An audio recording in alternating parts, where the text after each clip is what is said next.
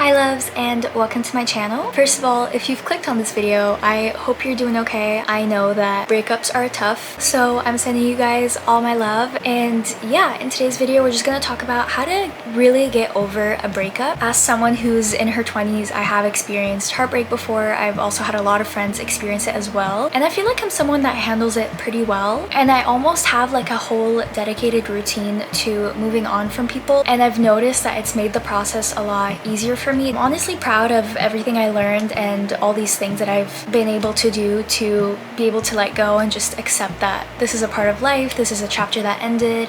So I thought I would share it with you guys. If anyone out there is struggling, I have so many tips for you throughout this video that I promise you will make such a difference in your healing process, in your moving on process, whatever you want to call it. I also want to put a little bit of a disclaimer that you don't have to be the one that's broken up with to watch this video, to have a healing process, to have a moving on process. And both of my relationships, I did the breaking up, I ended both relationships, but that doesn't mean that I didn't experience heartbreak or that I wasn't allowed to have a healing phase because I ended it. A breakup can be very tough for both parties involved. Obviously every situation is different. I wanted to preface this now, whether you did the breaking up, whether you were broken up with, either way, I really think that all these tips are going to be so beneficial for you. I did not put these in order, but I really think the order is important here because I do feel like throughout the process there are kind of 3 steps. This is very niche, but I remember Camila Cabello when she was gonna release her first solo album, she was gonna name it The Hurting, The Healing, The Loving. She didn't even end up going with that title, but at the time that was something that really resonated with me because the reality is when you go through something like a breakup, you cannot jump straight into healing and loving without first going through the hurting. I really think that the important thing with a breakup is to let yourself go through each stage and each motion, just everything that comes with it, all the feelings. You kind of have to just ride the wave and go with the flow of it. You're gonna have moments where you're having a high and then maybe the next day you're having a low and it's hitting you, but over time it will stabilize a lot more and you'll notice that you're having all the highs and barely any lows as you start to move on, start to accept. So I did want to mention that it's never gonna be linear, but I feel like that's just what makes it human. So yeah, I'm gonna stop blabbing on and just kind of get into it. So the first step is to give yourself time to wallow. And if you don't know what wallowing means, it basically means crying, watching sad movies, just feeling everything you need to feel, not leaving your bed, eating junk food. It looks different for everyone, but at the end of the day, I think wallowing just means letting yourself kind of live and feel all the hurt that comes with a breakup. And this is not something that's easy to do, and I think a lot of people don't let themselves go through this and immediately jump to the other steps. But I do think it's very important to do because once you feel it, you will feel it until you no longer feel those feelings. So they're not buried inside you, they're not always at the back of your mind. You've given yourself time to feel them, so they're not going to resurface or creep up again in the future and start bringing you down again because you gave yourself time to address those feelings, to feel those feelings. And once you do that, it almost feels like a weight off your chest. And at least with me, I've noticed that when I've taken those few days, it could be a week for you, whatever time you feel like you need. For me, it's usually a couple of days and then I'm just ready to bounce back. So definitely don't let yourself live in it too long. That's another point which I'll get into. But yeah, taking those few days, taking a week, however long you need to just kind of feel all those feelings out. You can cry, you can journal, you can rant, you can scream. I can't stress enough how important this is. And I feel like there's actual evidence that this works because if you look at, I know not all guys are like this, but I know that a lot of guys, when they go through a breakup, they tend to not give themselves that period to feel and be sad and just go through it, and they jump straight into, going out with new people, going partying, doing all these things right away. And although they may look like they moved on so fast, the reality of it is that they kind of bury it inside and then it ends up creeping up. So 3 months down the line, when to some extent girls have moved on, that's when guys are really struggling and really feeling the aftermath of their breakup because they didn't let themselves feel it right when it ended, which is I think when you're supposed to. So one way or another, you are gonna feel those feelings. It's not something that you can really avoid. And it also doesn't have to be just a relationship breakup. It could be a friendship breakup. These things I feel like apply to any type of breakup that you're going through. And like I said, with guys, they don't really do that, but I noticed that with a lot of girls, the first week after the breakup, maybe the second week, they're not really doing the best. They are sad and it is visible. Most of these girls 3 months down the line are happy, they're healed, they're moved on, on. They're focused on their friendships, they're focused on their career, they're focused on their passions, and the effects of that breakup are no longer weighing them down or holding them back in life. The next one, and I swear by this was such a game changer for me when I was going through a breakup, but I made a list of why we shouldn't get back together. And every single morning I would check that list. Anytime that I was missing the person, anytime that I was doubting my decision to end the relationship, anytime that I started to think we could probably make it work, I would go back to this list and remind myself of why it ended and why I will not be going back. Let's be real, we all have those moments where we want to go and text them and we want them to fight for us and we want to try again and we believe that the love is so strong that it can withstand anything, but that's just not the reality of it. No matter your chemistry, sometimes people are just not meant to be in each other's lives. Sometimes people are meant to be a lesson, but it can be hard to remember that, especially right after the breakup, when you're used to this person that you would text every day, call every day, or see every day, and now there's just no contact. If you're doing no contact, I know everyone has a different way that they go about this. However way you're doing it, I think it's so important to make that list and constantly remind yourself of why the relationship ended. And I know obviously like some breakups can be amicable, but I do think at the end of the day, if it ends for a reason. So you have to write down every single reason why it ended so that you can go back and remind yourself anytime you doubt yourself and anytime you miss them. This sped up the whole like moving on healing process for me so fast. After you make that list, you're gonna make another list, and in this one you're gonna write down your standards for your ideal partner. And I'm not necessarily saying it has to be looks, it can be looks if you want, but for me it was a lot more about how they're gonna treat me, what kind of personality they have, how they carry themselves through life. And yeah, I just talked a lot about things that I prioritize in a relationship, things like loyalty, things like I like to be treated like a princess, so I want to be with someone that treats me that way, someone who makes me feel like a priority, someone who's ambitious, because I like being with people who are ambitious because I'm a very ambitious person and I have a lot of passions and dreams. So yeah, those are some examples of some of the things I wrote. I had written so many more things that I don't even remember, but I just remember writing down every single thing that I could think of that I just knew I required. And when you do that, you just set yourself up for high standards, you set yourself up so that you don't really waste time with people who don't have the intentions of treating you the way that you want to be treated. So yeah, make your list. And I do want to give creds because this was not my idea. I got this from Ava Jules. I'm not sure if she talked about it in her podcast or her YouTube, but she talked about how before she met her current boyfriend that she had made a list of everything that she was looking for her ideal partner, and then when she met her boyfriend, he literally checked everything off of the list. So yeah, I think this is a really good thing to do for yourself, and it's honestly crazy how much intentions that you put out there affect what you end up attracting. So I think it's really important to put out an energy that these are your expectations, these are your standards, so that you can attract those people that will meet your standards and treat you the way you want to be treated. Going back to when you're just freshly out of the breakup and you might still be struggling in the sense that you need to talk to them and you have things you want to say to them and you can't really do that anymore. What I've also found to be really helpful for me, and not just with breakups, pretty much anytime like someone annoys me or someone upsets me, but obviously I think it's important to talk about your feelings and address your feelings, but sometimes it's just not that deep and you just want to let it out without having a whole deep conversation about it. What I like to do is open my voice memos app and just say everything I need to. I let it all go, just leave it running for however long you need to and just literally say your piece. Just say everything that's been on your mind, everything that you wish you said that you didn't, the things that keep you up at night that you're like, oh, I wish I said that, I should have said that, I should have done that.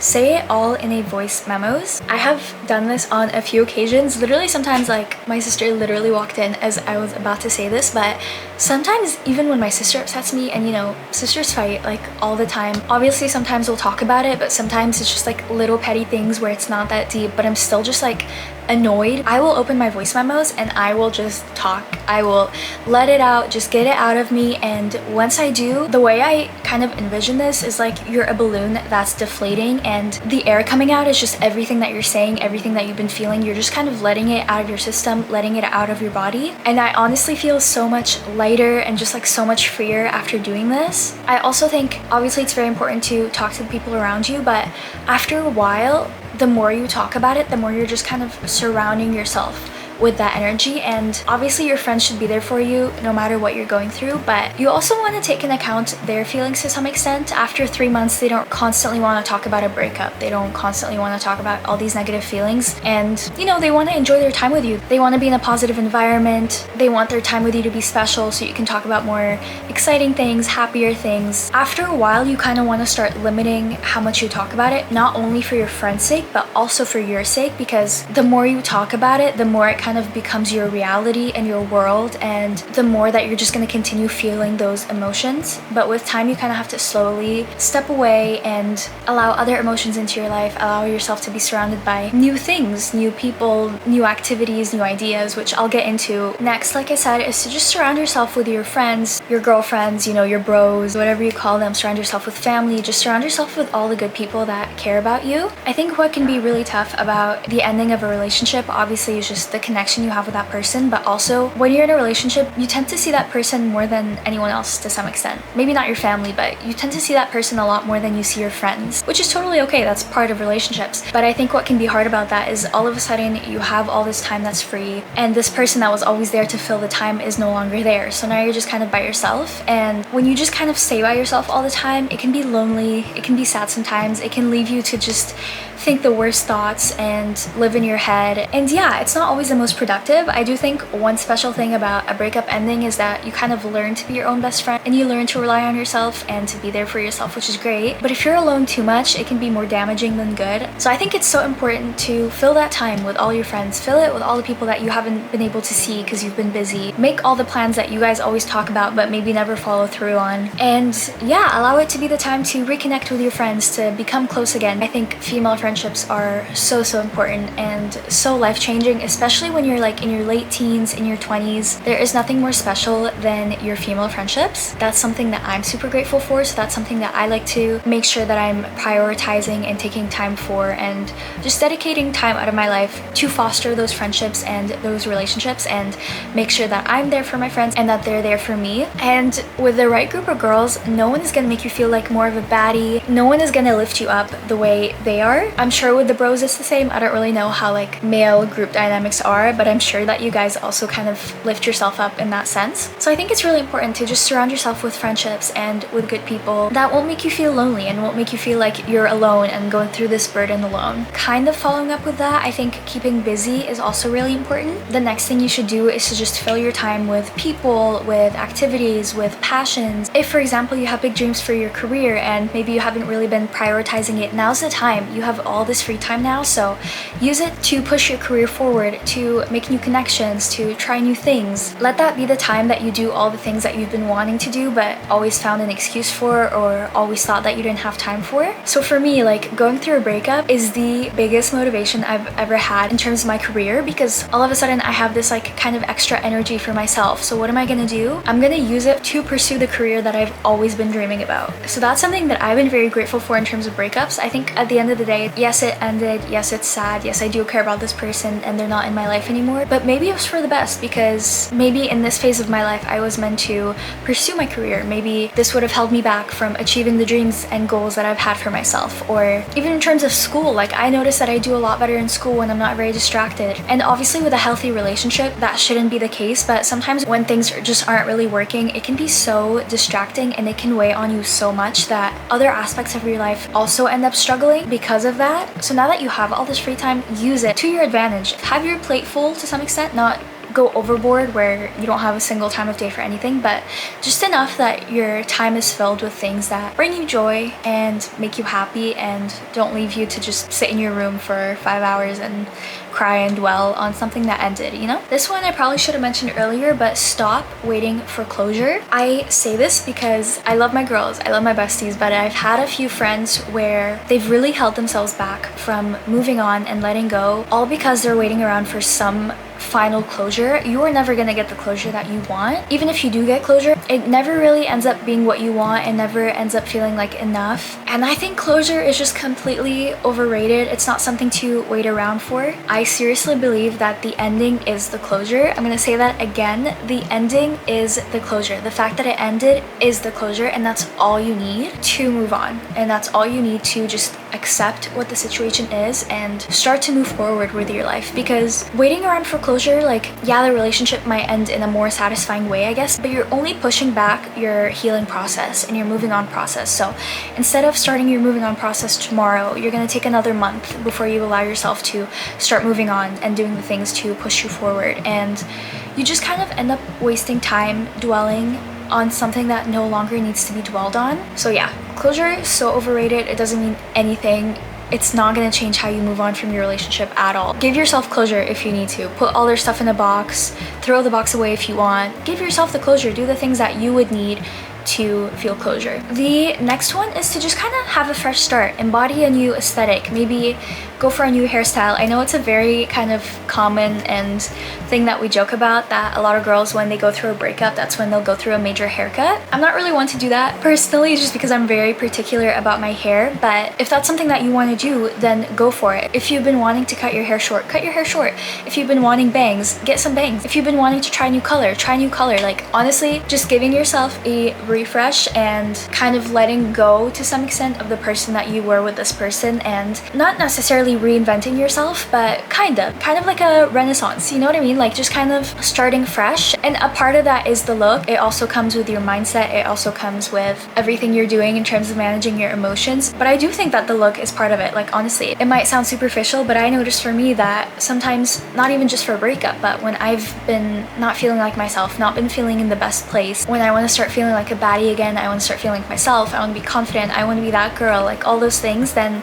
sometimes it just takes a little something, like going for a haircut, or, you know, going on a little shopping spree, getting your nails done if that's something that makes you feel better, like whatever it is for you, but just do a little something fun. You know, life is too short. Once you look the part, I feel like you just kind of start to feel it, and you're ready to do all the other things that are just gonna make you feel like a baddie again and are gonna make you excited to go into singlehood. This next one is, when you miss their company, fill it with something else, which I did already kind of touch on in terms of keeping busy and surrounding yourself with your friends. But when you start to miss them, don't let yourself just sit there and miss them. Obviously, in the beginning, have your wallow phase, but if it's been a couple of months down the line and maybe you're still feeling the aftermath of the breakup, don't let yourself just sit there and miss them. That's not going to be productive for you at all. I think it's good to fill that time with either someone or something. It can be as simple as just calling your best friend and being like, listen, I'm missing him right now, please come over, let's watch a movie. Or, do you want to go out? I want to go dancing. Just fill your time with something that's going to make you feel a lot better, and you might still feel like you miss them, but it won't be to like the same intensity that you would if you just sit there and feel the feelings, because you're not really putting yourself in an environment that is going to spark any other emotions or is going to surround you by positivity and good energy. The next one is to take yourself out on dates and just kind of do all the things that you would want your partner to do for you. So if you really like flowers, like I'm someone who loves getting flowers, and you know, when I was in my single girl phase, I would buy myself flowers sometimes, because I don't want to feel like just because I'm not in that relationship anymore, I can't have flowers, or, oh, who's gonna get me flowers? Like, I'll just get myself flowers. So take yourself out on a shopping date. Go try a new coffee shop by yourself. It could be so many different things, but I think taking that time after a relationship to just kind of get to know yourself again and take care of yourself and build a relationship with yourself, treat yourself like your best friend, and just do little things for yourself is so important, and it's going to teach you so much self-love. And by having self-love, you end up attracting the right people into your life. So my camera just died, and I literally had just one more thing to share with you guys, so maybe it was telling me like it's time to wrap it up. This is my last tip for you guys if you're trying to get over a breakup, and this is to be grateful for it. This is something that's gonna come way later, and I do think that's something that's very beneficial for you in the long run, because if you just kind of hold this grudge against this person and just kind of like portray them negatively in your mind for the rest of your life, then you'll never fully be able to let go of it. Obviously, it depends on the situation, but I think that looking back in the future, obviously like maybe a year down the line, 6 months down the line, but just to look back with a sense of gratefulness that, you know, maybe this person taught you a lesson that was very important to learn. Maybe this is the person that allowed you to experience love for the first time. So being grateful that you got to have that experience even though it ended. Depending on the situation, it can be different, but just finding something to be grateful for, not even just the person, but just like the relationship itself, what it taught you, what it allowed you to feel, how it changed you as a person, like for the positive. I think this is a really big signal of maturity in someone. Those are all my tips for you guys if you are going through a breakup and are maybe having a little bit of trouble moving on. But most of all, it's just important to remember that time is your best friend in these situations. These are just tips to kind of speed up the process a little bit and just make it a little bit easier on yourself as you're going through your healing phase. And yeah, like I said earlier, I hope you guys are okay and much better days are ahead. So hang in there. I love you guys and I'll see you next week. Bye!